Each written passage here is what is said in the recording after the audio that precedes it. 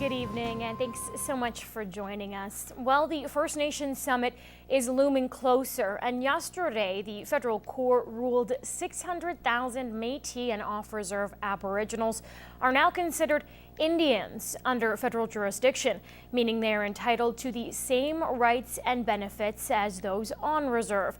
And it's good news for many. After 14 years of taking legal action against the government for alleged discrimination, it's a victory for Aboriginal peoples all across Canada.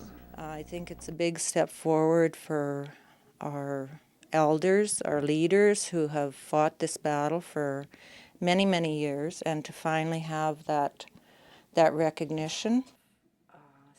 START believes the new ruling will be a great opportunity to renew cultural pride and interest in their roots among the Aboriginal youth. In good faith with our leaders and develop positive, effective policies and programs that will support our participation in society and the economy. As of now, the federal court has not declared any monetary trust or responsibility to the two groups.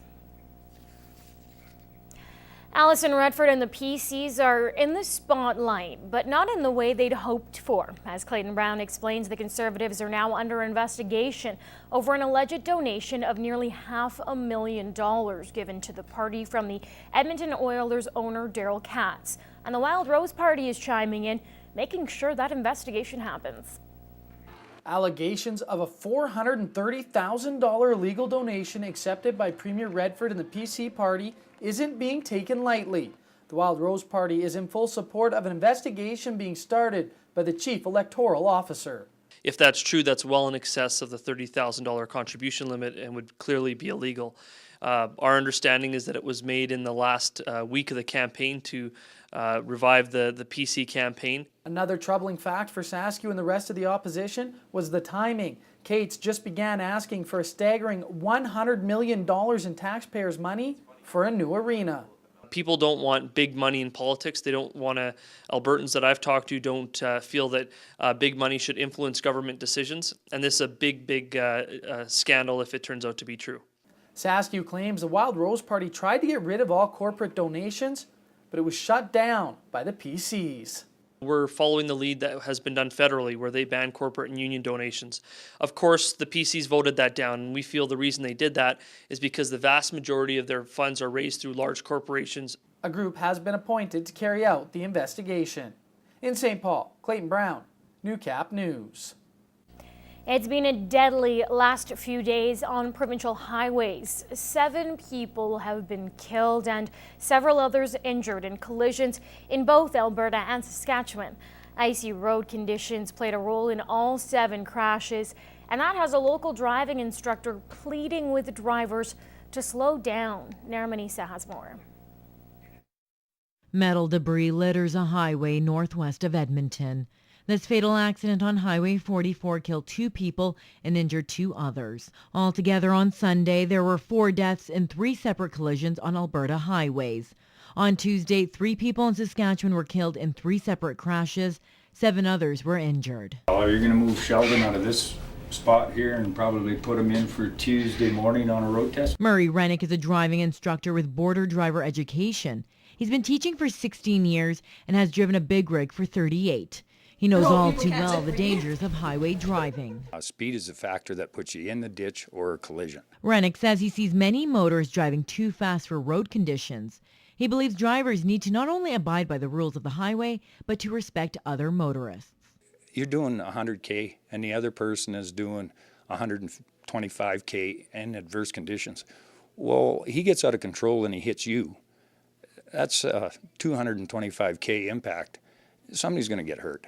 And you got 3 different Alberta highways and 1 Saskatchewan highway were shut down for several hours as police investigated. RCMP say while the drivers may not have been driving over the posted speed limit, they were going too fast for road conditions. You know, we've been a little spoiled over the last few weeks. The weather's gotten mild and the roads are all down to pavement again. And I think, you know, it probably caught some people by surprise. Rennick says when the temperature drops, so should the driver's speed limit. basically when the conditions get adverse, it's just simple. Slow it down, get there safely, and come back safely. Just slow it down. Naramanisa, Newcap News. After months of renovations, things are looking up at the Lloydminster Airport.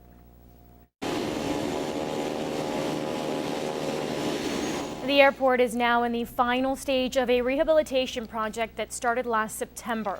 Many changes have been made to the 30-year-old technology. The project includes automated health checks, a touch-screen interface, and a complete upgrade to the airfield electrical system. It will just allow our operators here at the airport to do their job more safely, more efficiently, and it will at the end of the day have huge savings for the city and for the airport. The new system has been running for about a month, but a few more adjustments are needed. We're looking to the future of Lloydminster Airport. We're always looking to improve. This will safeguard the electrical system for another 30 years. The upgrades are expected to be finished by May. Well, one of the biggest New Year's resolutions every year is getting into shape. But who would have thought your role model could be a 7-year-old? In this week's Beyond the Classroom, we find out why. On your mark, get set. All the makings of your typical boot camp. A whole lot of running, high jumps, and who could forget those dreaded step-ups? The difference here, it's 7- and 8-year-olds pushing it to the max. So the whole idea behind it is to start to teach children and expose them to ways that they can become fitter. The pilot program started at the beginning of the year with some school division dollars paying for new equipment for fitness testing, and the results speak for themselves. And even during the longer runs, we started out with 3 minutes, and it was a struggle to get through those 3 minutes, and now the 4 minutes doesn't even faze them.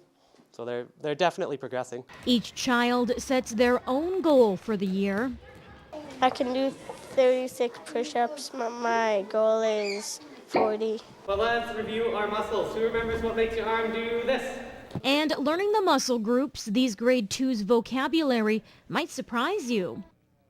Calf, hamstring, quad. But the workout doesn't stop after gym class. Throughout the day, kids re-energize before it's back to the books. I feel good, and it makes me feel more fit. So if you're having a hard time getting off that couch to meet your fitness goal, hey, if a 7-year-old can do it, so can you.